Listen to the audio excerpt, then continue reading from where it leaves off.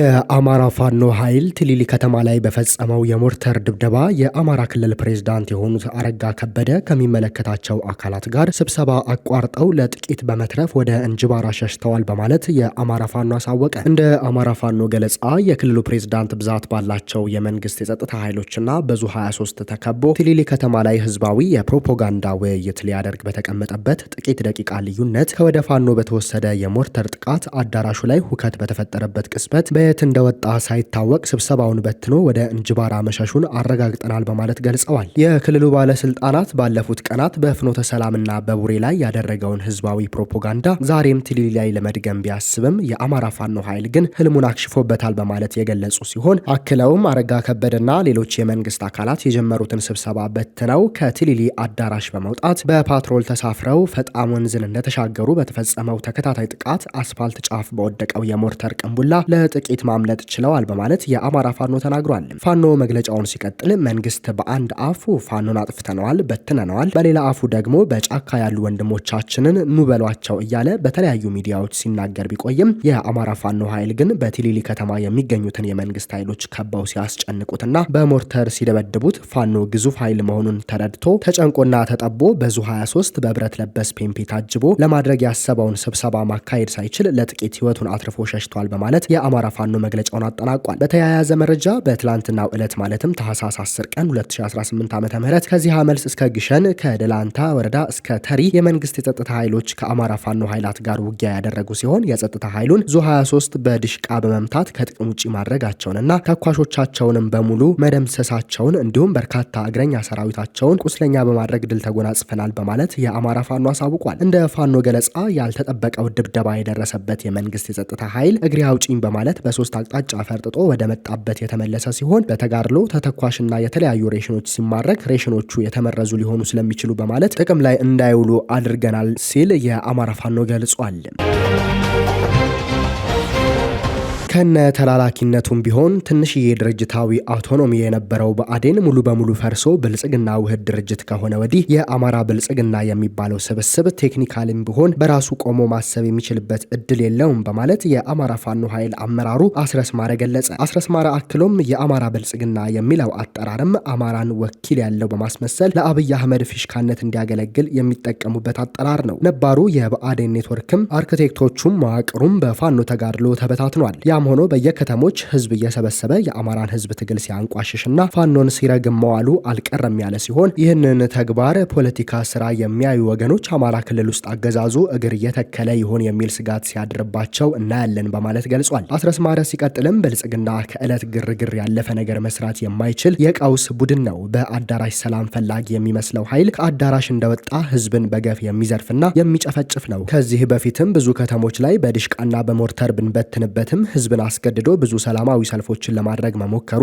አይዘነጋም። በሽማግሌ ስም፣ በሰላም ካውንስል ስም፣ በሃይማኖት አባቶች ስም የተደራጁና ነጋዴዎችም ጭምር የተካተቱበት ከትግል የሚያስኮበልሉ የፖለቲካ ደላሎችም በብዙ በጀት ጋር አሰማርቶ ነበር። ዳሩ ግን ምንም ለውጥ አላመጣም አያመጣምም ብሏል አመራሩ አስረስ ማረ። የአማራን ትግል ማስቆም የሚቻለው የትግሉን አጀንዳዎች ለይቶ ተግባራዊ ምላሽ በመስጠት ብቻ ነው። እነኚህን ጥያቄዎች ደግሞ አገዛዙ የቆመበትን የቀውስና የሽብር አምድ የሚሰባብሩ ስለሆኑ አርቆ አሳቢነትንና ህዝብን ማስቀደምን ይጠይቃሉ። አብይ ደግሞ ለዚህ ዝግጁ አይደለም በማለት አስረስ መግለጫውን ያተተ ሲሆን የተሰባበረውን የብአዴን መዋቅር ደግሞ ቴክኒካልም ሆነ በፍላጎት ደረጃ ይህንን አጀንዳ ሴት ለማድረግ የማይችል እንደ ፖለቲካ ድርጅትም ሆነ እንደ ክልል መንግስት ወይም እንደ ስብስብ መቆም የማይችል ነው በማለት ገልጿል። ቀጥሎም ስብስቡ የቀበሌና የወረዳ መዋቅር የለውም። ባህር ዳርና የዞን ከተሞች ያለው አመራርም ከሰራዊቱ ካምፕ የሚያድር ነው። ለደህንነትም ለፖለቲካ ስራም ከጀኔራሎች ጋር የተጠረነፈ ነው። ደሞዝና ሬሽን አይቀበል እንጂ የመከላከያውም ስታፍ ነው። የታችኛው መዋቅር ኔትወርክ ስለሌለው አየር ላይ ያለ ፊኛ ነው። በዚህም ምክንያት እንደ ስብስብ አጀንዳ መያዝም ሆነ ፋንክሽን ማድረግ አይችልም። ስለዚህ ከአክቲቪቲነት የዘለለ ሚና የላቸውም። ለዛም ነው አዲሶቹ ከጂዎቹ ሳይቀሩ ከረባት አድርገው ወደ ስቱዲዮ የዘመቱት። የሆነ ሆኖ ለመጪዎቹ በርከት ያሉ ጊዜያት የአማራን ህዝብ ፖለቲካ የሚወክለው ለህዝቡ ነጻነት ህልውናና ልዕልና ህይወት እየከፈለ ባለው የፋኖ መዋቅር ብቻ ነው በማለት ሀሳቡን ገልጿል። በመጨረሻም ሲጠቃለል ይህ ትግል ተራ የሽምቅ ትግል አይደለም። በማህበራዊ ንቅናቄ የታጀበ የአማራ ህዝብ የህልውና ትግል ነው። መድፍና ታንክ ይዞ ያላሸነፈን ጀነራል መሐመድ ማይክ ይዞ አያሸንፈንም። አረጋ ከበደ ሚሊሻን ከነሙሉ ክብሩ ካድሬን ከነኮተቱ ተሸክሞ ፈቀቅ ያላደረገውን ትግል እናቶችን ሰብስቦ በሚደሰኩረው ወሬ የሚለውጠው ነገር የለም በማለት አመራሩ አስረስ ማረ ሐሳቡን አጠቃሏል። በትግራይ መልሶ ማቋቋም ኢንዶመንት ፈንድ ወይም ኤፈርት ስር በሚንቀሳቀሱ 22 ኩባንያዎች የባንክ ሂሳብ ላይ ተጥሎ የነበረው እግድ መነሳቱ ተሰማ። በተቋሙ ኩባንያዎች የባንክ ሂሳብ ላይ የተጣለውን እግድ በሚመለከት አሰራርን በተከተለ መልኩ ለኤፈርት የደረሰው ደብዳቤ እንደሌለና እግዱ መነሳቱን ሂሳባቸው በታገደባቸው ኩባንያዎች አማካኝነት ለማወቅ መቻላቸውን ዋዜማ ከኤፈርት አንድ ከፍተኛ ኃላፊ ሰምታለች በማለት ተዘግቧል። ጥቂት የኩባንያዎቹ ኃላፊዎች ወደ ባንኮች በመሄድ ባጣሩ በት ወቅት በሂሳቦቻቸው ላይ ተጥሎ የቆየው እገዳ መነሳቱን መስማታቸውን፣ ነገር ግን ማን እንዳገደውም ሆነ በምን ምክንያት እንደታገደ እንዳልተገለጸላቸው አስረድተዋል። ይፋዊ ባልሆነ መንገድ ከሽብር ጋር የተያያዘ ጥርጣሬ ስላለ መጣራት አለበት በሚል እገዳው መጣሉን መስማታቸውን ገልጸዋል። የፍትህ ሚኒስትር መሰል ጥርጣሬ ሲኖር በህጉ መሰረት ከ3 ቀናት በላይ ማገድ አይችልም ያሉት ኃላፊዎቹ አሁን እገዳው ሙሉ ለሙሉ እንደተነሳላቸው መገንዘባቸውን ነግረውናል። እንዲሁም 7 ኃላፊዎች የእግዱን መንስኤ ለማወቅ እንዲሁም እግዱ እንዲነሳ ለማድረግ ጥረቶችን ሲያደርጉ መቆየታቸውን የገለጹት እኚሁ ከፍተኛ ኃላፊ ከቀናት በፊት እግዱ ስለመነሳቱ በቃል እንደተነገራቸው ተናግረዋል። ለችግሩ መፈታት በክልሉ መንግስትና በፌዴራሉ መንግስት መካከል የተደረጉ ንግግሮች አስተዋጽኦ አድርገው ሊሆን እንደሚችል ግምታቸውን አስቀምጠዋል። ታህሳስ 7 ቀን 2018 ዓ.ም የፍትህ ሚኒስትር የጠቅላይ አቃቤ ህግ ዘርፍ ሚኒስትር ዴኤታው አቶ ተስፋዬ ዳባ ዋቅጅራ ፊርማ ያረፈበት ደብዳቤ ሱር ኮንስትራክሽንን ጨምሮ በኤፈርት ስር የሚንቀሳቀሱ 22 ኩባንያዎች የባንክ ሂሳብ ህዳር 25 ቀን 2018 ዓ.ም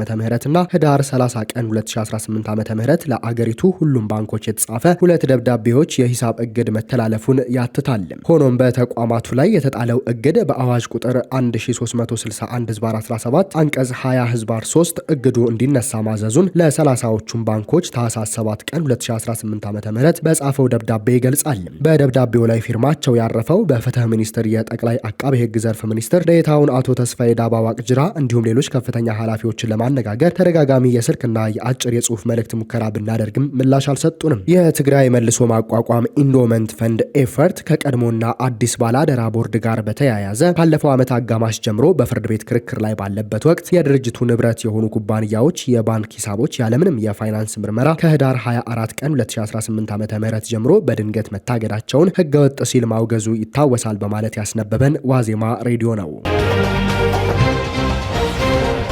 በኤርትራ ለ24 ዓመት በእስር ላይ የሚገኘው ጋዜጠኛ ዳዊት ይስሐቅ በህይወት መኖሩ ተገለጸ።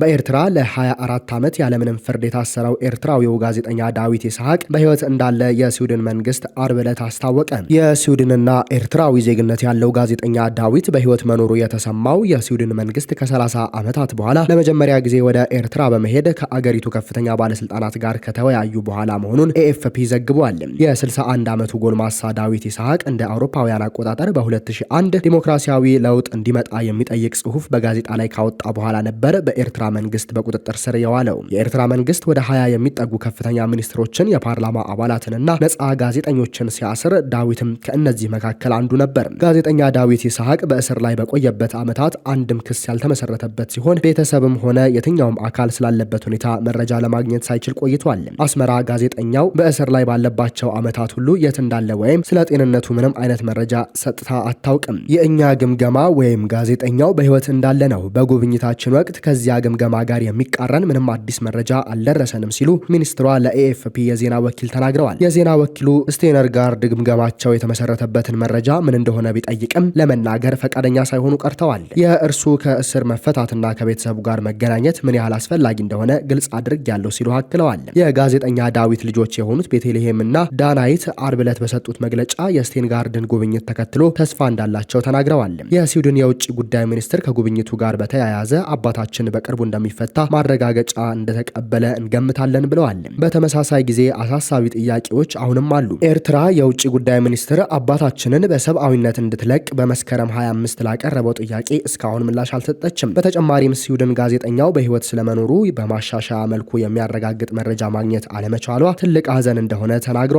ስቴንጋርድ ለኤኤፍፒ እንደተናገሩት የጋዜጠኛ ዳዊት ጉዳይ ከባድ ነበር። ያለምንም ክስ ያለምንም የቆንስላ ግንኙነት ለ24 ዓመታት ታስሯል ሲሉ አጽንኦት ሰጥተዋል። ስዊድን ኤርትራ ነጻ ሀገር መሆኗን ከተቀበለች እንደ አውሮፓውያን አቆጣጠር ከ1993 ወዲህ አንድ ከፍተኛ የአገሪቱ ባለስልጣን አገሪቱን ሲጎበኝ ይህ የመጀመሪያው ነው። የሰብአዊ መብቶች ተሟጋች ድርጅቱ አምነስቲ ኢንተርናሽናል ጋዜጠኛ ዳዊት የህሊና እስረኛ አድርጎ ይቆጥረዋል። ዳዊት ወደ ስዊድን የተሰደደው እንደ አውሮፓውያን አቆጣጠር በ1987ቱ የኤርትራ ጦርነት ወቅት ሲሆን ኤርትራ ነጻ ሀገርነቷን ካወጀች በኋላ የስዊድን ዜግነት አግኝቶ በ1993 ወደ ትውልድ ሀገሩ ተመልሷል። የስዊድንና ኤርትራዊ ዜግነት ያለው ዳዊት በአውሮፓውያኑ 1990ዎቹ በአገሪቱ ውስጥ ከመጀመሪያዎቹ ነጻ ጋዜጠኞች ውስጥ አንዷ የሆነችውን ሰቲትን አቋቋመ። ከተወሰነ ጊዜ በኋላ የኤርትራ መንግስት የግል ጋዜጦችን በመዝጋት የሚቀርቡበትን ትችት ዝም ለማሰኘት በጀመረው ዘመቻም ፖለቲከኞችን፣ ጋዜጠኞችንና ተማሪዎችን ለእስር ዳርጓል። በሰቲት ጋዜጣ ላይ ከቀረባቸው ጽሁፎች መካከል የኤርትራን መንግስት የሚተቹና ዲሞክራሲያዊ ለውጥ እንዲመጣ እንዲሁም የንግግር ነጻነት እንዲከበር የሚጠይቁ ይገኙበታል። ጋዜጠኛ ዳዊት የፖለቲካ ተሃድሶን ከሚሹ ፖለቲከኞች የተላከ ግልጽ ደብዳቤ ካሳተመ በኋላ ነው ለእስር የተዳረገው። ዳዊትን ጨምሮ በርካታ የግል ጋዜጣ አዘጋጆችን በጎርጎሳውያኑ 2001 ለእስር ተዳረጉ። ባለፈው ዓመት ጋዜጠኛ ዳዊት ፍርድ ቤት ለንግግር ነጻነት ባደረገው ትግል በስዊድን ተሸላሚ ሆኗል። ኤርትራዊውና ስዊድናዊው ጋዜጠኛ ዳዊት ኤደልስታም የተሰኘ ሽልማት የተበረከተለት ልዩ ለሆነ ጀግንነቱ እንደሆነ ተቋሙ በወቅቱ አስታውቆ ነበር። ባለፈው ሳምንት የኤርትራ መንግስት በአገሪቱ ውስጥ እውቅና ከተሰጣቸው የክርስትና እምነት አብያተ ክርስቲያናት ውጪ አባል በመሆናቸው ለዓመታት ታስረው የቆዩ ወደ 98 የሚጠጉ ሰዎችን መልቀቁ ይታወሳል። ከዚህ በተጨማሪም ከፍርድ ቤት ውሳኔ ውጪ ከ18 ዓመታት በላይ ታስረው የነበሩ 13 ሰዎች ከ3 ሳምንት በፊት ተፈተዋል። የሰብአዊ መብት ተሟጋች ድርጅቶች አስመራ አሁንም ከ10 ሺህ በላይ የህሊና እስረኞችን እንደያዘች ይገልጻሉ። ውድ የአርቲኤም ቤተሰቦቻችን ለሰዓቱ የነበረን የመረጃ ጥቆማችን ይህንን ይመስላል። ሰብስክራይብ በማድረግ ቤተሰብ እንድትሆኑ እየጋበዝን ቸር ተመኘንም።